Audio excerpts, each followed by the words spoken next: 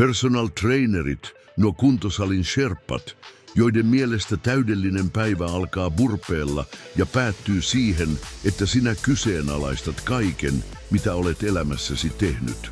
Heidät on koulutettu antamaan sinulle juuri sopiva määrä toivoa ja murskaamaan se sekunneissa. Ja mikä pahinta, he saavat sinut maksamaan siitä.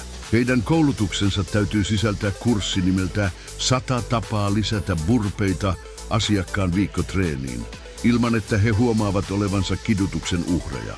Kuvittele maksavasi tuntihinta, joka kilpailee yksityisen kirurgin palkkion kanssa, vain saadaksesi geneerisen treeniohjelman, jota on käytetty jo 10 asiakkaalla ennen sinua.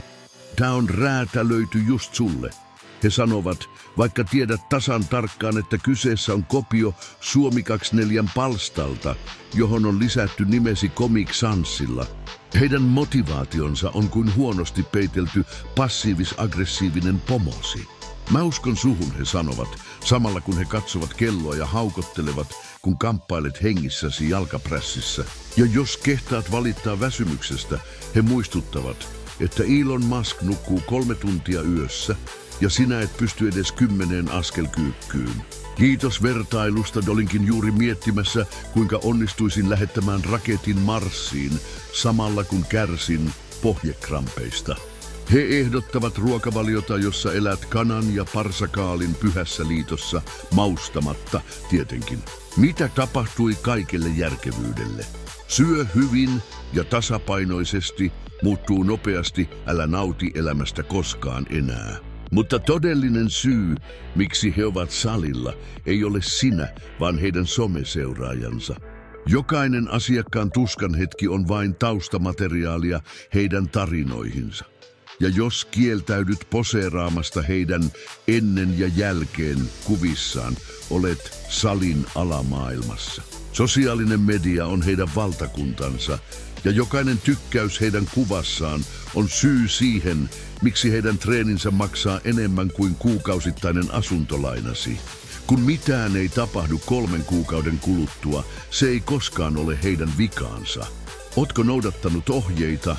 He kysyvät, ikään kuin he olisivat kirjoittaneet uuden raamatun ja sinä olet vain syntinen. Ehkä se, että tuloksia ei tule, johtuu siitä, että heidän asiantuntemuksensa on yhtä pinnallista kuin heidän motivaatiopuheensa.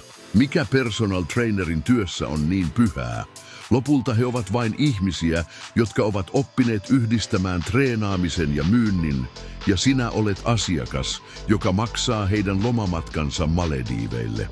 Tarvitsetko todella jonkun, joka laskee toistosi ja kertoo, että vielä 1 tarkoittaa oikeasti vielä 5?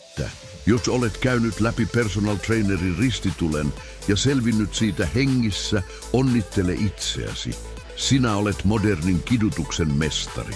Mutta muista, ensi kerralla kun harkitset heidän palvelujaan, kysy itseltäsi, tarvitsenko motivaatiota vai riittääkö, että käyn siellä salilla oikeasti.